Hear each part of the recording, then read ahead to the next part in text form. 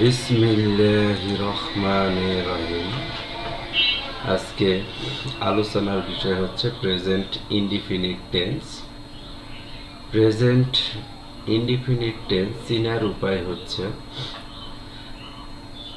বাংলা ক্রিয়ার শেষে ই, ওয়া, এ চিহ্ন থাকবে।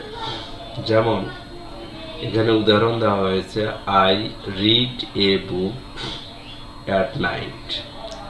আমি রাত্রে একটি বই পড়ি, তাহলে এই পড়ি ই চিহ্ন আসতেছে। আমি ভাত খাই, এই খাওয়ায় ই চিহ্ন আসতেছে। তো এর গঠন হচ্ছে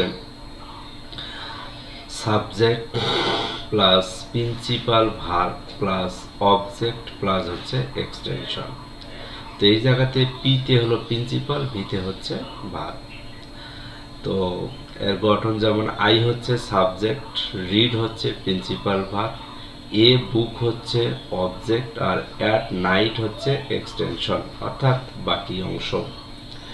তো আমরা যেটা জানলাম, present indefinite tense. Present indefinite টেন্সের গঠন হচ্ছে subject, principal verb, object, extension. যেমন এখানে উদাহরণ দেওয়া আছে, আই রিড এ বুক, আমি একটি বই পড়ি অ্যাট নাইট, রাত্রে।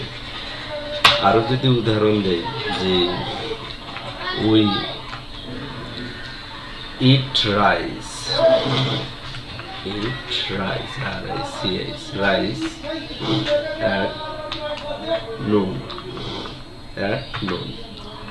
তাহলে বলা হচ্ছে যে আমরা দুপুরে ভাত খাই, আমরা দুপুরে ভাত খাই। তাহলে এখানে উই হচ্ছে সাবজেক্ট, ইট হচ্ছে প্রিন্সিপাল ভার্ব, রাইজ হচ্ছে অবজেক্ট, রাইজ হচ্ছে অবজেক্ট, আর অ্যাট নুন হচ্ছে এক্সটেনশন অর্থাৎ বাকি অংশ। তাহলে আমরা দুপুরে ভাত খাই।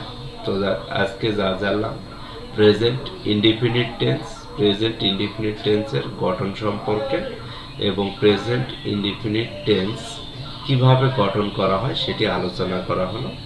সকলকে ধন্যবাদ।